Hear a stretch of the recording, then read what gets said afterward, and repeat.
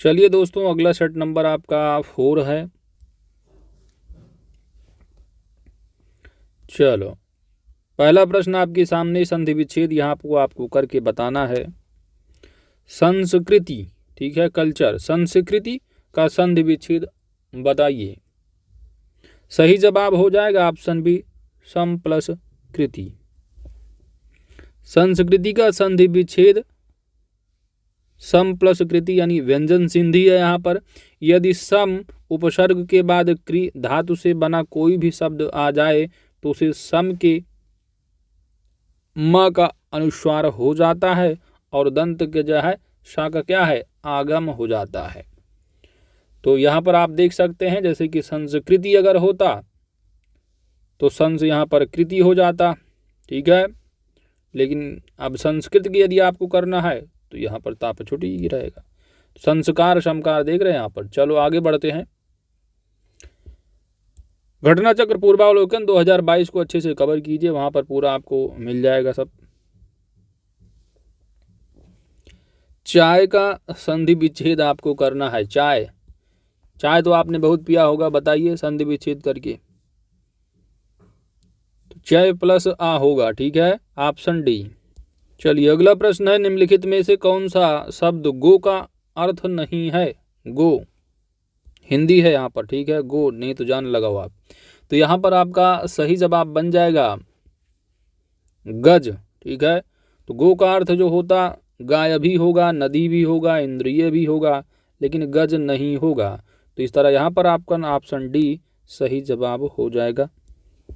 गो शब्द का अर्थ होता गाय, नदी, इंद्रिय, माता, वाणी, पृथ्वी, चंद्रमा, घोड़ा, गोदावरी, तारे इत्यादि होता है।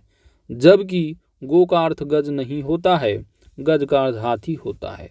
गज के पर्यायवाची द्युरद, गंध, करी, हस्ती, सिंदूर, कुंभी, गुंज आदि। चौथा नंबर है कि निम्नलिखित में से कौन सा शब्द उत्कंठित का पर्यायवाची नहीं है। सही जवाब होगा अभिलाषा, ऑप्शन डी, क्योंकि अभिलाषा इच्छा की हो जाता, ठीक है। इच्छुक, लालायित या उत्सुक शब्द उत्कंठित के पर्यायवाची शब्द हैं, जबकि अभिलाषा इसका पर्यायवाची शब्द नहीं है। अभिलाषा इच्छा हो जाएगा, कामना, इप्सा, स्पृहा, लिप्सा, भीष्ट, आकांक्षा आदि। चंद्रमा का पर्यायवाची कौन सा नहीं है। तो चंद्रमा के जो पर्यायवाची होंगे मयंक भी होगा, इंदु भी होगा, सुधांशु, लेकिन ऑप्शन डी यहाँ नहीं होगा। तो ऑप्शन डी आपका सही जवाब हो जाएगा। सरोज चंद्रमा का पर्यायवाची नहीं है, बल्कि यह कमल का पर्यायवाची होता है। सरोज के और पर्यायवाची पंकज, कमल, जलज, अंबुज, वारिज, राजीव, अरविंद, उत्पल, कंज, सरसिज आदि। चंद्रमा के पर्यायवाची मयंक, इंदु, सुधांशु, सुधाकर, शशि, कलानिधि, शीतकर, सीतांशु, राकेश, निशानाथ आदि। दिए गए विकल्पों में से ऊर्ध्व शब्द के सही विलोम यहाँ पर बताना है। ऊर्ध्व का विलोम, तो ऊर्ध्व का उल्टा विलोम क्या बनेगा, अधा, ऑप्शन ए आधा है। जबकि क्षणिक का विलोम, क्षणिक का विलोम शाश्वत, नित्य या चिरस्थायी, और अंत का जो विलोम है वह आरंभ होगा, और पुष्ट का विलोम कृष या क्षीण होगा। नीचे दिए गए तत्सम तद्भव शब्दों के युग्म में से कौन सा युग्म त्रुटिपूर्ण है, गलत है। तो क्षीर का विलोम, यहाँ पर क्षीर एक तत्सम शब्द है, इसका तद्भव होगा क्षीर हो जाएगा। दही दे रखा है और दही दे रखा है, ठीक है। तो दही अपने आप में एक तद्भव शब्द तो है, लेकिन इसका जो तत्सम होता है, तो दही का जो तत्सम बन जाएगा वह होता है आपका दधि, ठीक है। तो दधि तत्सम है, इसका तद्भव क्या होगा, दही होगा, ठीक है। तो इसलिए यहाँ पर बी ऑप्शन जो है गलत दिया है, ऑप्शन बी सही जवाब हो जाएगा। बाकी दूध का तत्सम दुग्ध होगा और घी का तत्सम घृत होगा, बिल्कुल सही है। खीर का क्षीर होगा, लेकिन दही का जो है वो दधि होता है, ना कि दही, ठीक है। अगला प्रश्न है, ग्रंथि का तद्भव बताना है। तो ग्रंथि एक तत्सम शब्द है, इसका तद्भव क्या बनेगा। तो इसका तद्भव जो होगा वह होगा गांठ, ऑप्शन ए। इनमें से किस शब्द में अपादान तत्पुरुष समास है? अपादान, ऑप्शन यहां पर ए सही जवाब होगा, पदच्युत यानी पद से च्युत। अगला प्रश्न है, निम्नलिखित में से समास की दृष्टि से कौन सा विकल्प सुमेलित नहीं है? तो चराचर द्वंद्व समास हो जाएगा। प्रत्यारोप यहाँ पर कर्मधारय समास बताया जा रहा है, जो कि यहाँ पर गलत है, क्योंकि प्रत्यारोप है तो आरोप के बदले आरोप है और यहाँ पर अव्ययीभाव समास बनेगा। ठीक है, तो ऑप्शन बी यहाँ सही जवाब हो जाएगा। अगला प्रश्न है कि जो स्त्री के वशीभूत है उसके लिए एक शब्द क्या होगा? स्त्रैण हो जाएगा, ऑप्शन बी। जो स्त्री के वशीभूत है उसके लिए एक शब्द स्त्रैण होता है। स्त्रियोचित का तात्पर्य स्त्रियों की समान गुण वाले से है, जबकि जो स्त्री से प्रेम करता है उसे आप स्त्री प्रेमी कहोगे। शस्त्र क्या है यहाँ पर आपको फिल करना है, तो वह हथियार जो हाथ में थाम कर चलाया जाता है उसको शस्त्र कहोगे, और जो फेंक कर चलाया जाता है वह अस्त्र होता है। खुदा गंजे को नाखून ना दें, मुहावरे का अर्थ क्या होगा?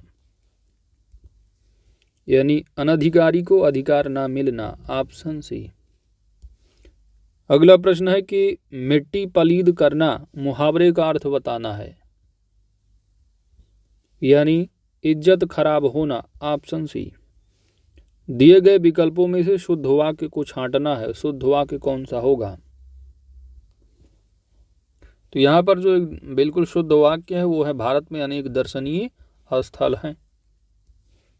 भारत के स्त्रियों का सम्मान किया जाता है। प्रस्तुत वाक्य में त्रुटिवाचक शब्द कौन सा है? कौन सा गलत है इसमें? भारत के स्त्रियों का सम्मान किया जाता है होना चाहिए था, लेकिन है क्या स्त्रियों का सम्मान? तो यहाँ पर जो त्रुटिवाचक ऑप्शन बी। शुद्धवर्तनी वाला शब्द यहाँ पर आपको बताना है, ऑप्शन यहाँ पर सी आपका सही जवाब होगा, विरहणी। अगला प्रश्न है कि वर्तनी की दृष्टि से शुद्ध शब्द आपको बताना है, यानी कौन सी वर्तनी शुद्ध है यहाँ पर, तो कौन सा शब्द है? सही जवाब हो जाएगा आनुषंगिक, ऑप्शन सी। निम्नलिखित शब्दों में से कौन सा शब्द सदैव बहुवचन होता है? सदैव बहुवचन, तो लड़का है ना, ठीक है, बहुवचन सदैव। न्यूज देखो, लड़का क्या है, लड़कों को लड़के हो जाता है बहुवचन, ठीक है। घोड़ी घोड़ियाँ, ठीक है। चिड़िया है चिड़िया होगा। तो प्राण यहाँ पर आपका सदैव जो है आपका बहुवचन यूज होता है, ऑप्शन यहाँ पर बी सही जवाब हो जाएगा। प्राण शब्द का प्रयोग सदैव बहुवचन में होता है। कुछ शब्द ऐसे हैं जो सदैव बहुवचन में ही प्रयुक्त होते हैं, जैसे कि प्राण, होश, केस, रोम, बाल, लोग, हस्ताक्षर, दर्शन, आंसू, नेत्र, भाग्य, समाचार, दाम, ओठ, अच्छत इत्यादि। ये सभी क्या हैं? सदैव बहुवचन में यूज होते हैं। तो याद रखिएगा, इंपॉर्टेंट तथ्य हैं। बाकी यहाँ पर लड़का लड़की, घोड़ी घोड़ियाँ, चिड़िया चिड़िया, ठीक है, जो दिए थे ऑप्शन में। सभी चिट्ठियाँ डाक से भेजी गईं, इसमें कर्ता कौन है? तो किसको भेजा जा रहा है? चिट्ठियाँ का, ठीक है। तो यहाँ पर कर्ता कौन होगा? चिट्ठियाँ, ऑप्शन डी। सभी चिट्ठियाँ डाक से भेजी गई, इसमें कर्ता चिट्ठियाँ है, करण डाक होगा, और क्रिया जो है वो भेजना, भेजी गई। कर्ता, तो वाक्य में जो शब्द काम करने वाले के अर्थ में आता है उसे आप कर्ता कहोगे। करण क्या है? कि वाक्य में जिस साधन के द्वारा क्रिया संपन्न हो रही हो करण होगा। तो डाक द्वारा संपन्न, डाक किया है, डाक द्वारा या डाक से। कर्ता ने कर्म को करण से अधिकरण के लिए, ठीक है। ये सब रट मारिए, आगे बढ़ते हैं। चलिए अगला प्रश्न आपका 21 से लेकर 25 तक आपका अपठित गद्यांश पर आधारित होगा। शीर्षक को आपको प्रत्येक प्रश्न में देखने को मिल जाता है। चलिए पढ़ लेते हैं एक बार, इसके बाद आंसर को करते हैं। सत और चरित्र, इन दो शब्दों के मेल से सच्चरित्र शब्द बना है तथा इस शब्द में ता प्रत्यय लगने से सच्चरित्रता शब्द की उत्पत्ति हुई है। सत का अर्थ होता है अच्छा एवं चरित्र का अर्थ तात्पर्य है आचरण। तो सच्चारित्र यानी अच्छा आचरण, चाल चलन स्वभाव गुण धर्म इत्यादि अर्थ होता है चरित्र का। इस तरह सच्चरित्रता का तात्पर्य है अच्छा चाल चलन, अच्छा स्वभाव, सदाचार इत्यादि। मनुष्य एक सामाजिक प्राणी है अतः परस्पर सहोपकारिता द्वारा ही उसका जीवन यापन संभव है। इसके लिए व्यक्ति में ऐसे गुणों का होना आवश्यक है जिनके द्वारा वह समाज में शांतिपूर्वक रहते हुए देश की प्रगति में अपना महत्वपूर्ण योगदान दे सकें। तो ये सब पढ़कर ये आंसर देने होते हैं जो कि आपको इन्हीं में मिल जाते हैं। तो काम क्रोध लोभ संताप निर्दयता एवं ईर्ष्या जैसे अवगुण मनुष्य की सामाजिक जीवन में अशांति उत्पन्न करते हैं, अतः ऐसे अवगुणों से युक्त व्यक्ति को दुराचारी संज्ञा दी जाती है, जबकि इसके विपरीत निष्ठा ईमानदारी लगनशीलता संयम सहोपकारिता इत्यादि सच्चरित्रता की पहचान है। सबकी अतिरिक्त उदारता विनम्रता सहिष्णुता सत्य भाषण उद्यमशीलता सच्चरित्रता की अन्य विशेषताएं हैं। किसी व्यक्ति का सच्चरित्र होना इस बात पर निर्भर नहीं करता है कि वह कितना पढ़ा लिखा है। एक अनपढ़ व्यक्ति भी अपने मर्यादित एवं संयमपूर्ण जीवन से सच्चरित्र की संज्ञा पा सकता है, जबकि एक उच्च शिक्षित व्यक्ति भी यदि भ्रष्टाचार में लिप्त हो तो उसे दुष्चरित्र ही कहा जाएगा।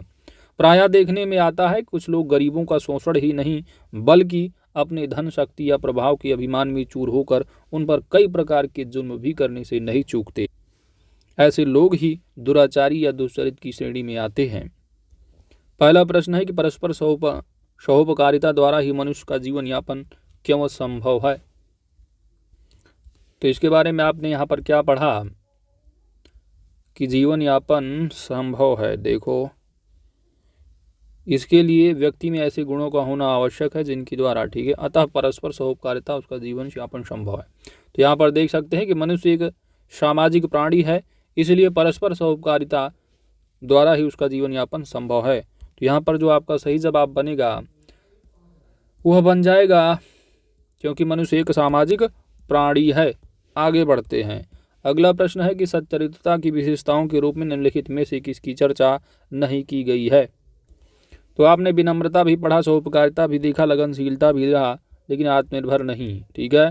तो मनुष्य इसी समाज में रहकर गुण और अवगुण दोनों सीखता है, जहाँ गुणों के रूप में निष्ठा ईमानदारी लगनशीलता संयम ये सारी चीज़ें आपको देखने को मिलती है। तो ये आपको यहाँ पर पढ़कर ही आंसर देना होता है, विशेषकर कुछ खास नहीं। निम्नलिखित में से दुष्चरित्र व्यक्ति कौन नहीं है। तो वही बात है, अगर पढ़ा लिखा आदमी है और मर्यादा अगर भूल गया है तो आप उसको क्या कहोगे, दुष्चरित्र ही कहोगे। लेकिन यदि मर्यादित जीवन जीने वाला व्यक्ति है तो दुष्चरित्र नहीं होगा। ऐसा पढ़े हुए इसमें गद्यांश में। यहाँ पर अब शीर्षक आपको बताना है, शीर्षक क्या होगा। तो शीर्षक होगा सच्चरित्रता। ऑप्शन यहाँ पर आपका बी सही जवाब हो जाएगा। अगला प्रश्न है दोस्तों, सच्चरित्रता का यहाँ पर आपको संधि विच्छेद करना है। तो जो सही जवाब होगा ऑप्शन ए सत प्लस चरित्रता, ठीक है।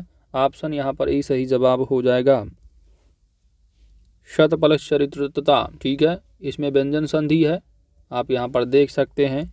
इसके बाद आपका सेट कंप्लीट होने के बाद अब आपको कुछ नोट दिए गए हैं इम्पॉर्टेंट नोट। आज का जो है वो है अनेकार्थी शब्द। तो आप यहाँ पर इसका स्क्रीनशॉट ले सकते हैं, ठीक है। अच्छे से इसको रिवाइज कीजिए।